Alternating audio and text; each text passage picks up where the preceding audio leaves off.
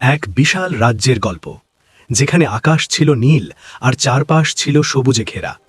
সেই রাজ্যের রাজা ছিলেন আরেক্স। প্রজারা তাকে বীরত্বের জন্য চিনত, কিন্তু রাজার মনের গহীনে ছিল এক অদ্ভুত আর মিষ্টি শখ। রাজা আরেক্স যুদ্ধ বা রাজকীয় বিলাসিতার চেয়ে বেশি ভালোবাসতেন তার প্রাসাদের বাগানে সময় কাটাতে।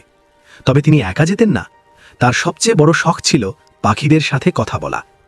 প্রাসাদের বিশাল বারান্দায় যখন রাজা এসে বসতেন, তখন হাজার হাজার রঙিন পাখি ডানা মেলে নেমে আসত তার কাছে।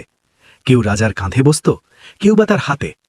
লোকে অবাক হয়ে দেখত রাজা যেন মানুষের ভাষায় নয়, বরং হৃদয়ের ভাষায় পাখিদের সাথে গল্প করছেন।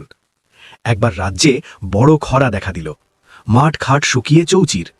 রাজা আরেক্স বিচলিত হয়ে তার প্রিয় পাখিদের সাহায্য চাইলেন। তখন এক বৃদ্ধ নীলকণ্ঠ পাখি রাজাকে এক অজানা ঝর্ণার পথ দেখিয়ে দিল, যা পাহাড়ের আড়ালে লুকিয়েছিল। পাখিদের দেওয়া সেই খবর মেনে রাজা নতুন জলের সন্ধান পেলেন এবং পুরো রাজ্য রক্ষা পেল। সেদিন সবাই বুঝতে পারল, রাজা আরেক্স শুধু মানুষের রাজা নন, তিনি প্রকৃতিরও বন্ধু। আজও সেই রাজ্যের মানুষ বিশ্বাস করে, যদি মন পরিষ্কার থাকে তবে পাখিরাও কথা বলে।